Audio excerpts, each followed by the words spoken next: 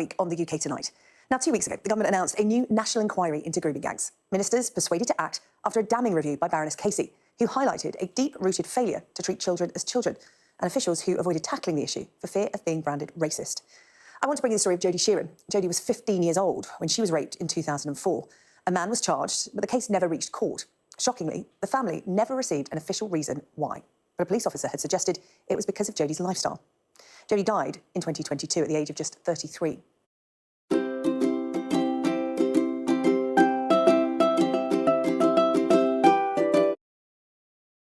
Been campaigning for her case to be reopened to get justice for Jodie and the son she had as a result of that attack. I've been speaking to Jodie's son, Jayden, as well as her parents, David and Angela, and I should warn you, you may find parts of our conversation distressing. She was your typical young little girl. She loved singing, dancing, karaoke, just your typical little girl, really. David, you started to notice a pattern of behaviour with your Jodie at around 13 years of age, the first indications that she was getting involved with older men. Can you talk to me about those early signs? She said she was going to go to school, but then she never turned up at school. And then at night, she was, I'm going to my friend's house, which you think, you know, great. But then it wasn't going to a friend's. It was starting to meet older lads. And eventually she did come out and say, like, Dad, Mum, I've got a boyfriend. And you know, the warning signs start straight away. And we say, well, who is he? How old is he? And I remember he was 25. And how old was Jodie? She was 13. 13, 14 at the time, yeah. I said, oh, no, what you're saying? No, you can't do that, Jode. The police would come to our house, I mean, and the words, we've never forgot the word what they said to us. He says, let me tell you something now. Your daughter's either going to get groomed. If she keeps doing... If she keeps doing what she's doing, messing, yeah. She's either going to end up dead, raped, and... Those words, I'll never forget those words. You know, them words now still haunt me now. Let's get on to the events of November 2004. This was when Jodie was 15, and she was with a group of young men of Pakistani heritage. She'd been hanging about with that group for about a year beforehand. And this is going to be a difficult story for you to tell, but I know that you really want to talk about it because it is so pivotal to your daughter's story. It was about 2, 3 a.m. in the morning. I had a knock on the door, and 2 police officers came. They said, are you Angela? I said, yeah. They says, we've got Jodie with us. She's asking for a mum. I says, oh, have you found her then? She says, yes, I'm sorry, she's been raped. And then they took me in the room to her, and I've never seen anything like it. She was like covered in some sort of curry powder, and she was like totally, I don't know the word, she was delirious. Basically, they said she'd got that much alcohol in her system. She didn't really know if she was coming or going. And yeah, because she woke up and she found her knickers around her ankles, and she got straight on the phone to the police, and she said, I've been raped. And like I say, the police, they made some arrests. Jodie gave all the video evidence. We went to the rape suite, everything like that. We did everything, gave all the recordings, and they did arrest more than one male, but they only got the DNA of one male, and the male was arrested. The police couldn't prove that he didn't know how old she was, even though she had been in and amongst this group of men for over a year. She'd been picked up from school on numerous occasions. So. This rape charge was proceeding and you had a day in court. In fact, the day before, you as a family were going to go to court to seek justice. You got a knock on the door. Yeah, the CID and they knocked on the door. Says the CPS have dropped the charges. And that was it. What? Why? Why have they dropped the charge? And they come out with, because of her lifestyle. I said, she's 15, she's a kid. She's an unreliable witness. She's an unreliable witness. What? I says, please, you've got me. You surely can do something about this. I mean, you said to us that you got everything you needed. DNA, videos, you got everything. And now you're telling us now that you're not going to do nothing. And when you get that sinking feeling, you think, do you know, they bottled it. We bottled it. Why do you think they bottled it? Because they were scared of being called racist.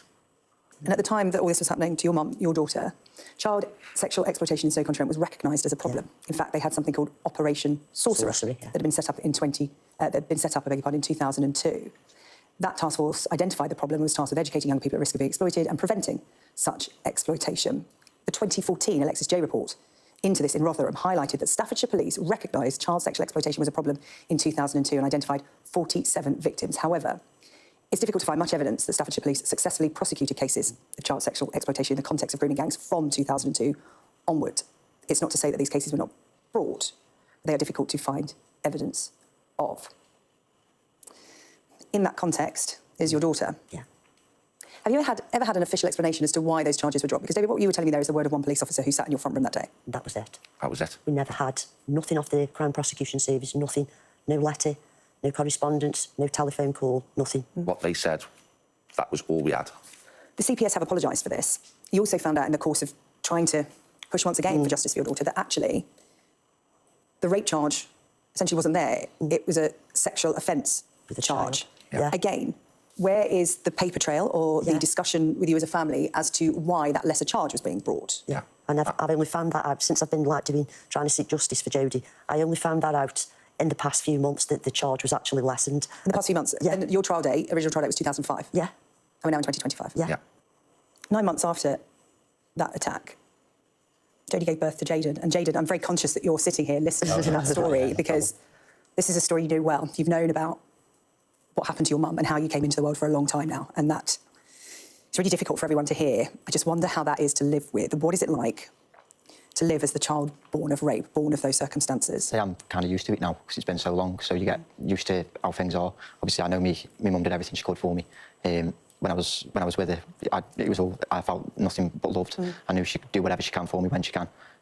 Just growing up, like when I was living with my nan and granddad, I've always said to them, when I knew what was going on, what happened, I wanted to be with her and stay by her side, like, so I could, not like a guard, but like a bit of protection, just, you know what I mean? It's my mum, I want to be there for her as much as I can. So I got used to it.